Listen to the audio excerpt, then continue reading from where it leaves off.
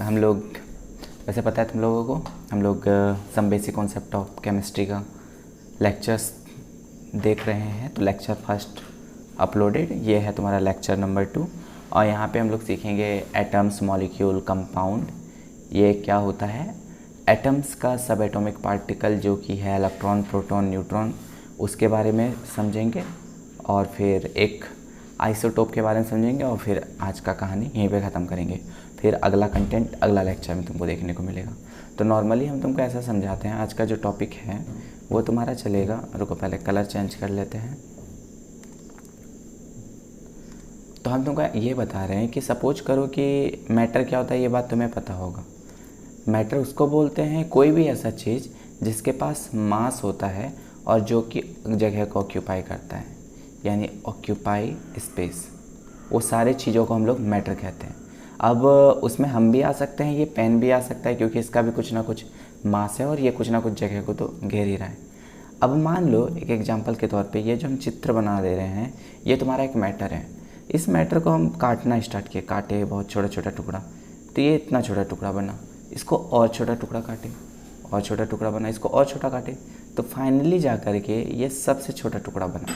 ये सबसे छोटा टुकड़ा को हम लोग अब से एटम कहेंगे। क्या कहेंगे इसको हम लोग? एटम। तो एटम का मतलब क्या होता है? कोई भी मैटर, अगर हम वाटर का बात कर रहे हैं, मान लो एक गिलास पानी लेकर के आए तो उसके अंदर ये सबसे छोटा छोटा पार्टिकल जिससे मिलकर के पूरा पानी बना होगा, वो छोटा वाला चीज़ को ही हम लोग एटम कहेंगे।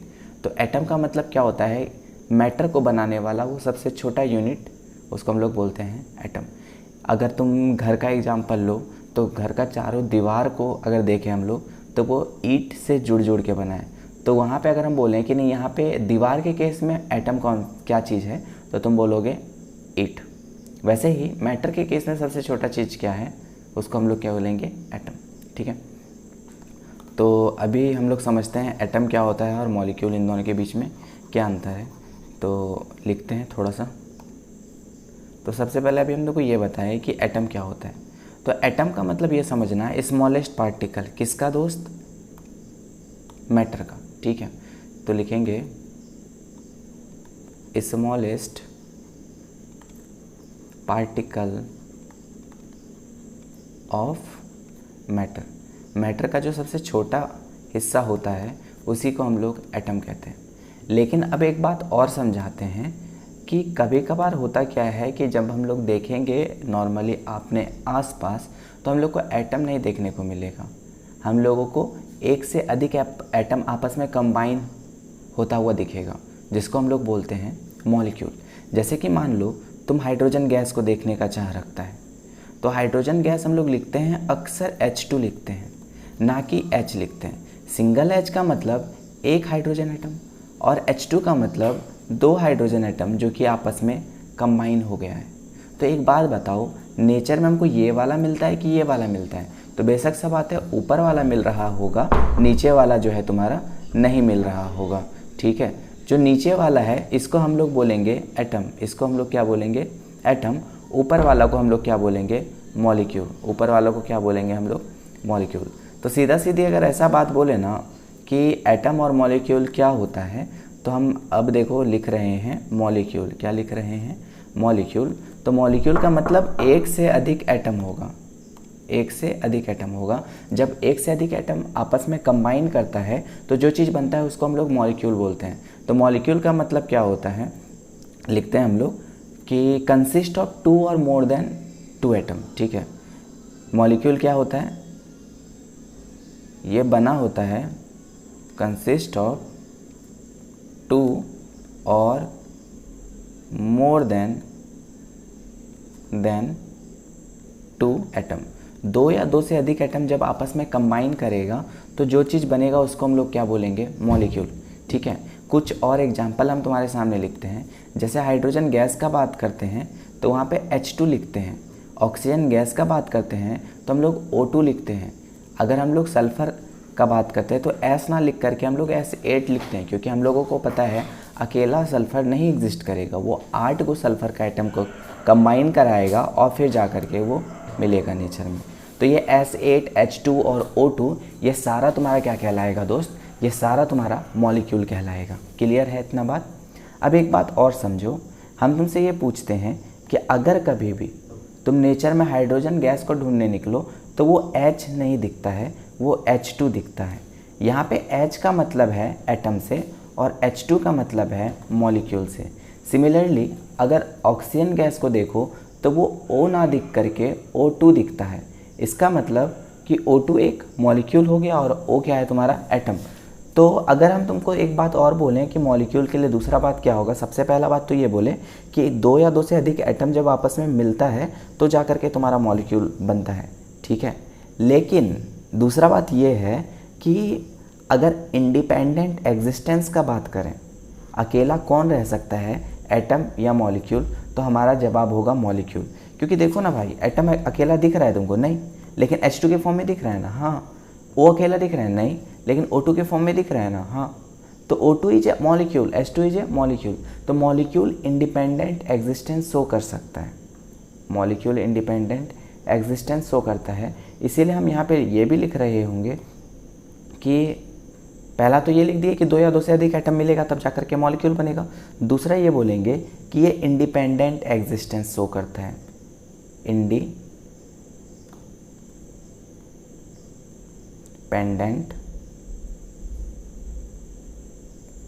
एग्जिस्टेंस। कौन इंडिपेंडेंट एग्जिस्टेंस शो करता है तुम्हारा दोस्त, मॉलिक्यूल। कुछ एग्जाम्पल अगर आप लिखना चाहो तो लिख सकते हो, H2 हो गया, O2 हो गया, ठीक है, S8 हो गया, P4 हो गया। इस तरह का बहुत सारा एग्जाम्पल हो सकता है। अगर आप एटम के केस में कुछ एग्जाम्पल लिखना चाहो तो लिख दो oxygen atom, hydrogen atom, sulphur atom. तो ये सब सारा आपका हो गया एटम। तो आपको दो बात क्लियर हो रहा होगा, एटम्स और मॉलिक्यूल क्या होते हैं। क्लियर है ये बात। मॉलिक्यूल में और एग्जाम्पल देख लो, H2O हो गया, ये सारा तुम्हारा एग्जाम्पल है, ठीक है। सीधे सीधे अगर ध्यान में रखें तो ऐसा बोलेंगे कि ऐसा इमेजिन करो कि कोई भी चीज़ है मेरे पास, वो अकेला ना मिले, वो हमेशा दो या दो से अधिक के साथ मिलता है, तो उसको हम लोग मॉलिक्यूल बोलेंगे। और जो अकेला दिख जाए उसको हम लोग क्या बोलेंगे, एटम बोलेंगे, ठीक है। एटम क्या होता है, कोई भी मैटर का सबसे छोटा हिस्सा को हम लोग क्या बोलेंगे, एटम बोलेंगे। कभी कभी कोई भी मैटर जो है, मैटर का एग्जांपल हम तुमको देते हैं, जैसे मान लो आयरन का बात करते हैं, ठीक है, लोहा का। तो लोहा को जब छोटा छोटा टुकड़ा करेंगे तो एटम दिख जाएगा, जिसको Fe एटम बोलेंगे। लेकिन अब दूसरा मैटर में एग्जांपल ले रहे हैं, यहाँ पे भरा पड़ा हाइड्रोजन गैस। तो मान लो कि एक डब्बा है और डब्बा के अंदर हाइड्रोजन गैस भरा हुआ था, इसमें से सबसे छोटा हिस्सा निकाले तो वो H2 दिखा, ना कि H दिखा। तो यहाँ पे जो H2 था ये मॉलिक्यूल है, ठीक है। चलो, इतना क्लियर हुआ तुमको, एटम्स और मॉलिक्यूल्स के बीच में अंतर समझ में आया। अब अगर मॉलिक्यूल्स के बारे में पढ़ ही रहे हैं तो एक चीज़ और इसको गौर करो, मॉलिक्यूल के बारे में। टॉपिक क्या डाल रहे हैं हम लोग, मॉलिक्यूल। सुनो, होता क्या है, जब दो या दो से अधिक एटम मिलेगा तो मॉलिक्यूल बनेगा। कभी कभी मॉलिक्यूल आपको H2O जैसा दिख रहा है, CO2 जैसा दिख रहा है। कभी कभी मॉलिक्यूल सिंपल दिख रहा है, जैसे O2 दिख गया, जैसे H2 दिख गया। दोनों मॉलिक्यूल में देखो अंतर समझना। इस वाले मॉलिक्यूल में दो हाइड्रोजन है, एक ऑक्सीजन है। इस वाले मॉलिक्यूल में एक कार्बन है, दो ऑक्सीजन है। दूसरा वाले मॉलिक्यूल में दो ऑक्सीजन है और इधर पे दो हाइड्रोजन है। ये वाला थोड़ा कॉम्प्लेक्स दिख रहा है, ये वाला थोड़ा सिंपल दिख रहा है, ठीक है। तो इस वाले ऐसा वाला अगर मॉलिक्यूल कभी दिखे जिसमें अलग अलग एलिमेंट दिख जाए, जैसे दो टाइप का एलिमेंट दिखा ना, हाइड्रोजन ऑक्सीजन, इस वाले में एक ही टाइप का एलिमेंट दिखा ना, सिर्फ ऑक्सीजन ऑक्सीजन, इस वाले में सिर्फ हाइड्रोजन हाइड्रोजन। तो अगर एक जैसा एलिमेंट दिखे, ठीक है, एक जैसा एलिमेंट दिखे, तो वैसा मॉलिक्यूल को हम लोग बोलेंगे हेट्रो एटॉमिक मॉलिक्यूल। हेट्रो का मतलब ही होता है अलग अलग, और अगर एक जैसा दिखे तो उसको बोलेंगे होमो एटॉमिक मॉलिक्यूल। तो इसका मतलब अगर यहाँ पे हम क्लासिफिकेशन करना स्टार्ट कर दें कि भैया एक बात बताओ, मॉलिक्यूल का अगर दो हिस्सा करना चाहें तो क्या दो हिस्सा कर सकते हैं। पहला जो हिस्सा होगा वो वाला को बोलेंगे हम लोग हेट्रो एटॉमिक मॉलिक्यूल, दूसरे वाले को बोलेंगे होमो एटॉमिक मॉलिक्यूल। अब देखो दोनों में अंतर समझना। हेट्रो एटॉमिक मॉलिक्यूल में एलिमेंट डिफरेंट एलिमेंट्स रहेगा, ठीक है। एटम्स तो यहाँ पे रहेगा, एटम्स ऑफ डिफरेंट एलिमेंट, अलग अलग एलिमेंट रहेगा, उसका एटम प्रेजेंट रहेगा, डिफरेंट एलिमेंट। एग्जाम्पल के तौर पे एक एलिमेंट उठा के ले आओ हाइड्रोजन, एक एलिमेंट उठा के ले आओ ऑक्सीजन, 2 हाइड्रोजन 1 ऑक्सीजन मिलेगा, तो ये भी एक मॉलिक्यूल ही बनेगा। और ये मॉलिक्यूल किसका है? Water molecule. जैसे CO2 ले आया उठा करके, एक एलिमेंट कार्बन का है, 2 एलिमेंट ऑक्सीजन का है, तो इस वाले मॉलिक्यूल को हम लोग कार्बन डाइऑक्साइड का मॉलिक्यूल बोलते हैं, ठीक है। इसको क्या बोलेंगे हम लोग? Carbon dioxide. और ये किसका एग्जाम्पल हो जाएगा? हेट्रो एटॉमिक मॉलिक्यूल का, ठीक है।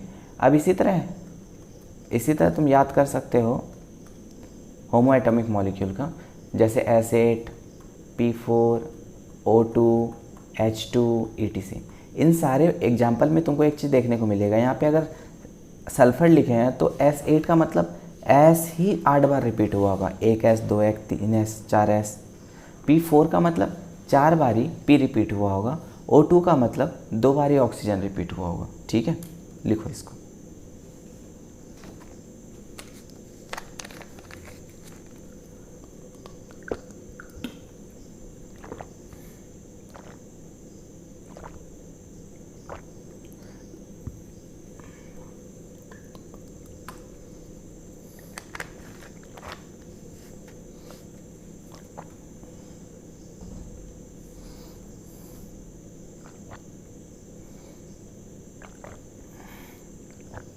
अब थोड़ा सा एक चीज़ और गौर करते हैं हम लोग। एक और टर्म आपके सामने आता है जिसको हम लोग कंपाउंड कहते हैं।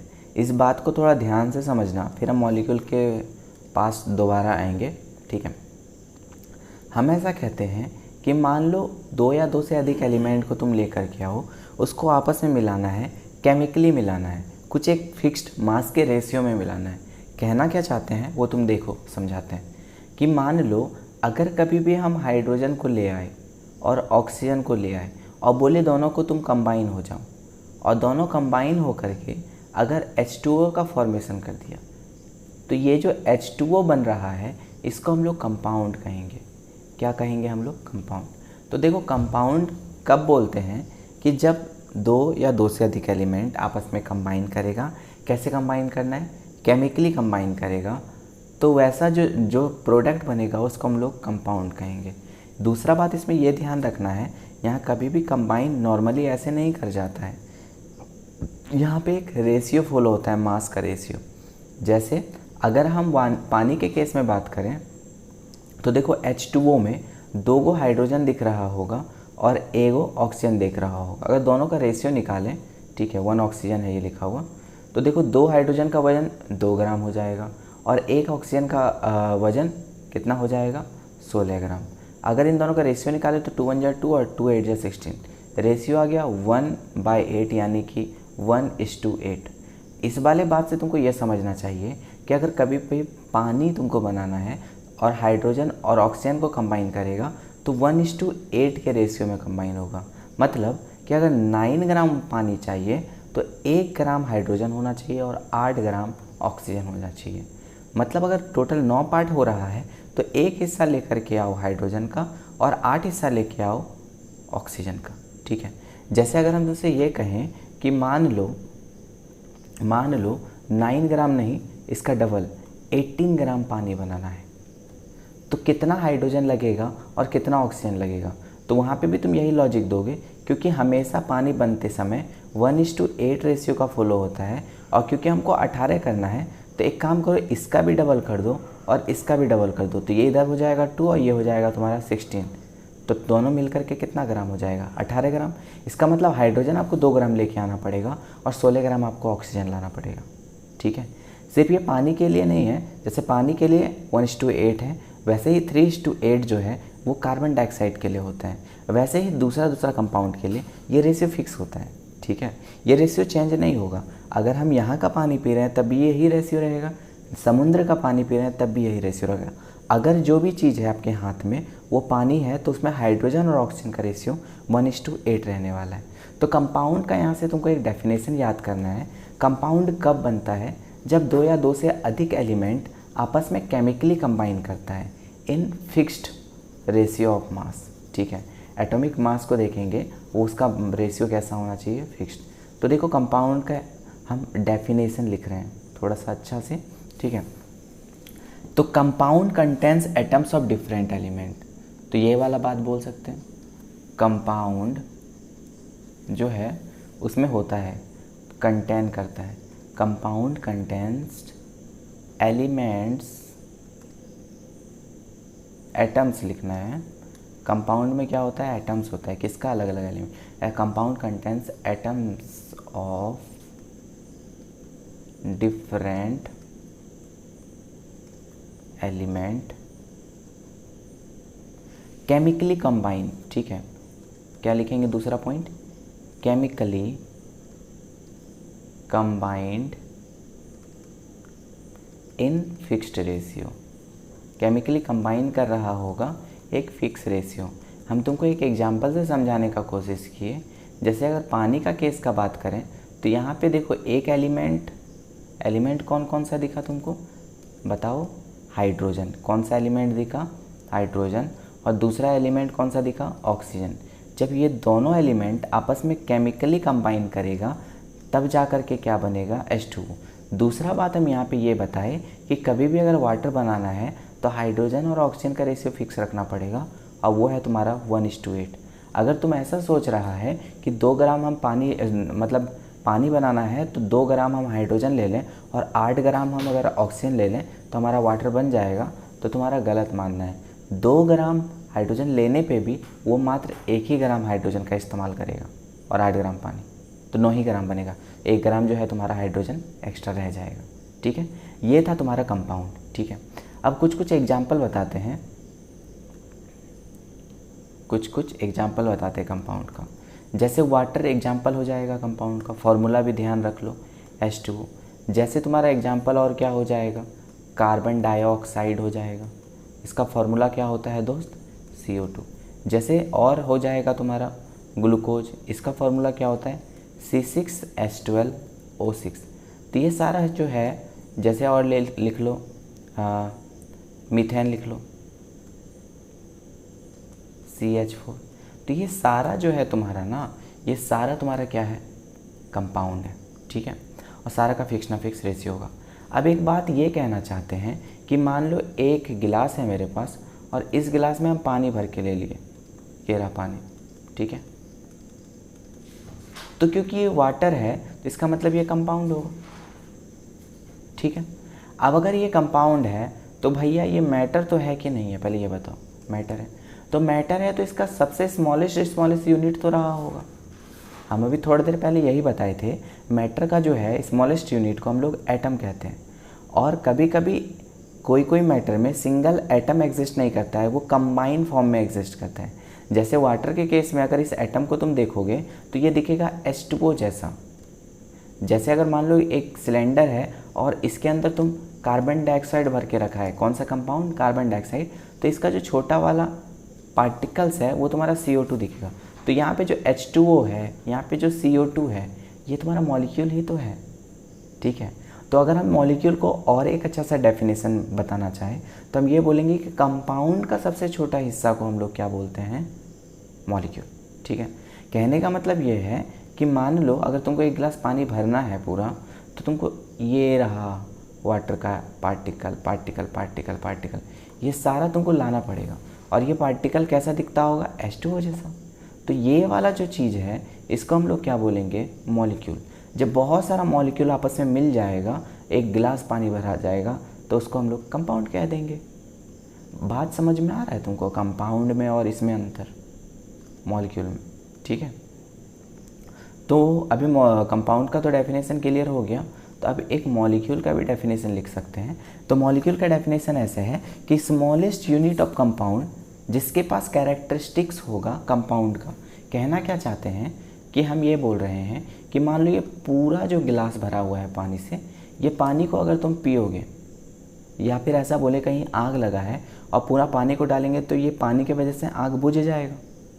तो ये पूरा पानी के पास, ये पूरा गिलास के पास जो गुण है वो किसके वजह से आया होगा, ये छोटा छोटा पार्टिकल्स के वजह से।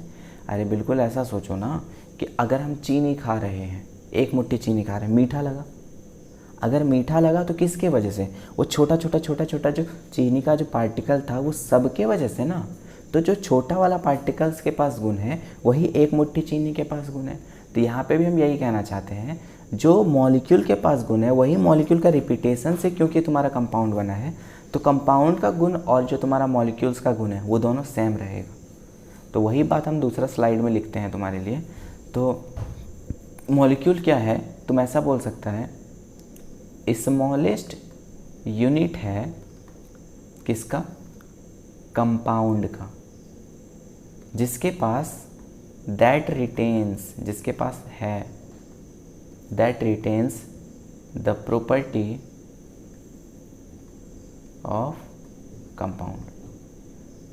जो गुण कंपाउंड का वही गुण मॉलिक्यूल का। क्लियर है? और अभी हम तुरंत तुमको बताए थे, थोड़ा फिर से रिकॉल कर देते हैं। मॉलिक्यूल तुम्हारा क्या हो जाएगा? दो टाइप का, एक होता है होमो एटॉमिक मॉलिक्यूल और एक होता है तुम्हारा हेट्रो वाला। तो कंपाउंड का मॉलिक्यूल हमेशा हेट्रो दिखेगा तुमको, जैसे H2O दिख गया, जैसे CO2 दिख गया है। और होमो वाला तो बता ही थे तुमको, S8P4। ये अभी हम लोग तुरंत देख कर किया है। ठीक है दोस्त? नेक्स्ट, अब हम लोग एक चीज़ और पढ़ रहे हैं, क्योंकि अभी हम लोग मॉलिक्यूल देखे तो एक और वर्ड तुमको सीखना चाहिए जिसको हम लोग एटॉमिसिटी कहते हैं। इसको पढ़ाने से पहले हम तुमको एक चीज़ समझाना चाहते हैं। जैसे मान लो हम यहाँ पे बोल रहे हैं S8 है, तो इसको देख करके कोई भी बता देगा कि सल्फ़र कितना गो है, इसमें 8 गो है। H2 है तो इसको देख के कोई भी बता देगा H2 का मतलब 2 हाइड्रोजन है। सिमिलरली H2O अगर लिख रहे हैं तो इसको देख करके कोई भी बता देगा कि देखो भैया इसके अंदर 2 गो हाइड्रोजन है और 1 ऑक्सीजन है, यानी टोटल एटम अगर देखें तो 3 है। ठीक है?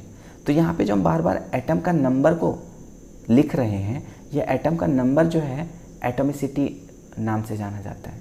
क्या नाम से जाना जाता है? एटॉमिसिटी। तो एटॉमिसिटी का मतलब क्या होता है कि कोई भी एक मॉलिक्यूल के अंदर कितना गो एटम मौजूद है, उसको हम लोग क्या नाम से जानेंगे? एटॉमिसिटी। तो फिर से सुनो, एटॉमिसिटी का मतलब क्या होता है, लिख रहे हैं एटॉमिसिटी। तो एटॉमिसिटी का मतलब number of atom, number of atom present in A molecule. कोई भी एक मॉलिक्यूल उठा लो, उसमें कितना गो एटम मौजूद है उसको ही हम लोग एटॉमिसिटी कहेंगे। फॉर एग्जांपल, अगर S8 ले आए, इसमें कितना सल्फ़र है? 8 गो। तो यहाँ पे अगर हम तुमसे ऐसा क्वेश्चन पूछते कि what is the atomicity of sulphur, तो तुम जवाब देता 8। What is the atomicity of hydrogen? बोलता 2। What is the atomicity of oxygen? बोलता 2। तो ये वाला तुम्हारा क्योंकि एक ही जैसा मॉलिक्यूल है जिसको हम लोग होमो एटॉमिक मॉलिक्यूल बोलते हैं, तो यहाँ पे जो बाजू में नंबर लिखा हुआ रहता है उसी को टिप देते हैं। लेकिन कभी कभी तुमको कैसा देखने को मिल जाएगा? Hetero atomic. कैसा देखने को मिल जाएगा दोस्त? Hetero atomic. हेट्रो एटॉमिक के केस में जितना भी एटम है सबको जोड़ देना। जैसे मान लो C6H12O6। अब बताओ यहाँ पे कितना एटम दिख रहा है? तो तुम बोलेगा कार्बन का 6 गो, 12 गो हाइड्रोजन का और 6 गो ऑक्सीजन का, ओवरऑल हो जाएगा तुम्हारा 24।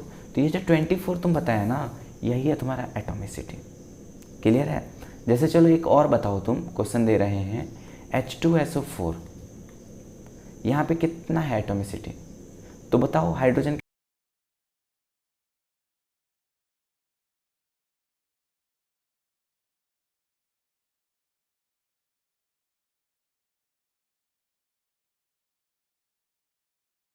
तो सल्फ़र कितना है? 1। ऑक्सीजन कितना है? 4। तो 4 और 1 5, 5 और 2 7। तो यहाँ पे कितना हो जाएगा दोस्त? 7 हो जाएगा। क्लियर है ये बात? अब चलो आगे देखते हैं क्या हो गया इसको। एक जरा मेरे दोस्त,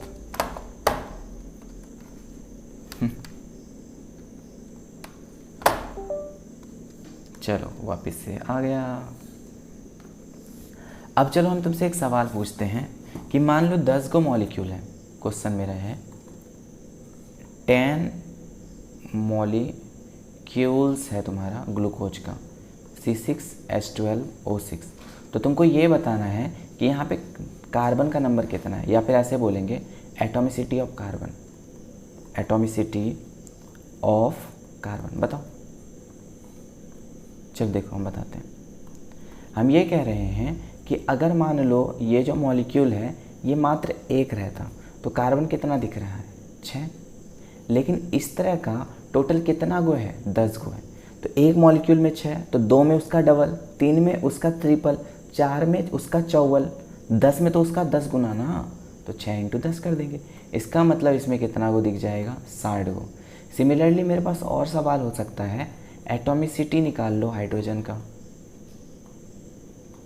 वैसे ही तुमसे पूछ सकते हैं कि एटॉमिसिटी बता दो ऑक्सीजन का।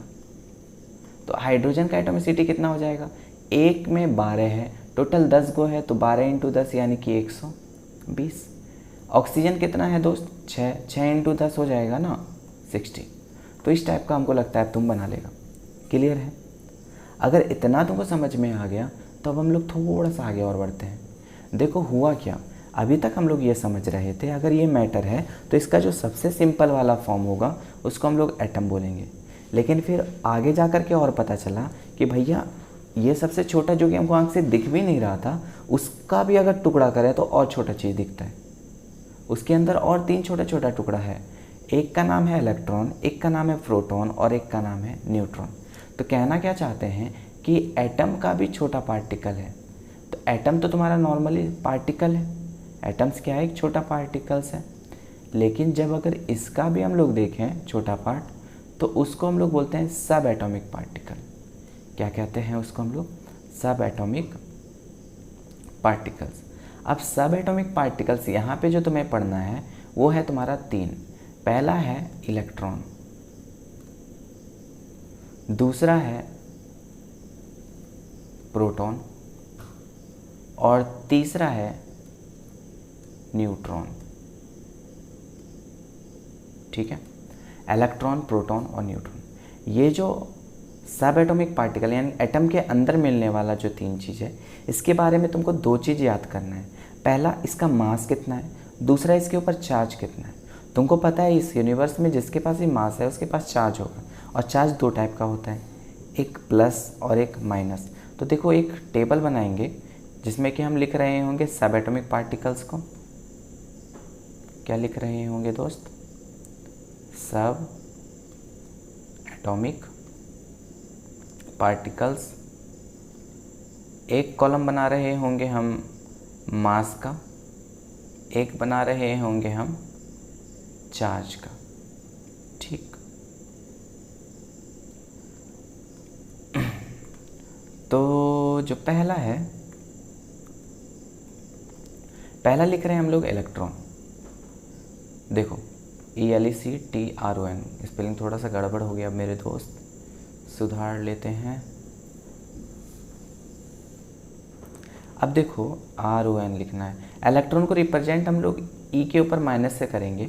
इसका जो मास होता है ये बहुत ही कम होता है, याद रखना है 9.1 इंटू 10 पे पावर -31 kg। और इसके ऊपर जो चार्ज होता है वो होता है -1.6 इंटू 10 पे पावर -19 कूलम। देखो चार्ज को हम लोग कूलम में नापते हैं, जैसे मास को केजी में नापते हैं, लेंथ को मीटर में नापते हैं, वैसे ही चार्ज को हम लोग कूलम में नापते हैं। अगर हम इसका नॉर्मली बोले नहीं रिलेटिव चार्ज कितना है तो -1 भी लिखेंगे तो हमको पता चलेगा आप इलेक्ट्रॉन का ही चार्ज लिख रहे हो। ठीक है, दूसरा जो है प्रोटॉन है। दूसरा क्या है तुम्हारा, प्रोटॉन है।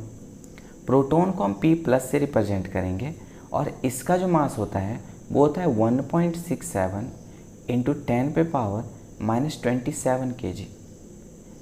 प्रोटॉन से इलेक्ट्रॉन से इसका मास बहुत ज़्यादा 1837 टाइम्स ज़्यादा है।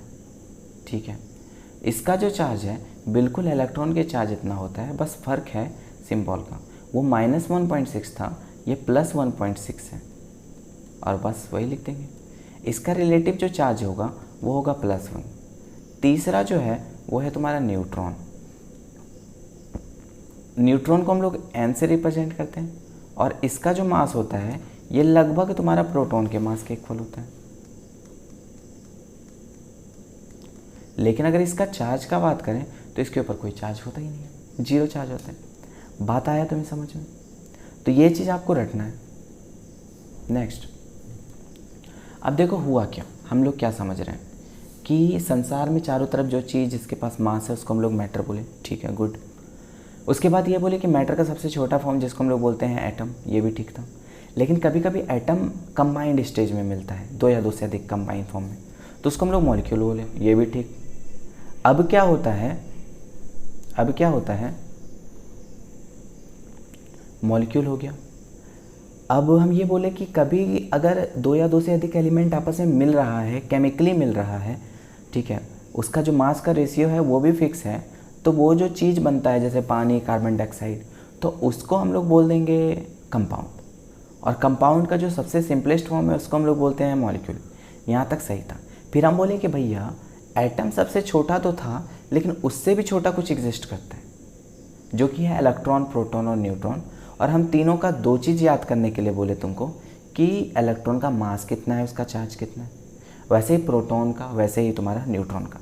यहाँ तक सही है, ठीक है। अब हम ये बताना चाह रहे हैं कि अगर मैटर है तो मैटर किससे मिलके बना होता है, एलिमेंट से। जो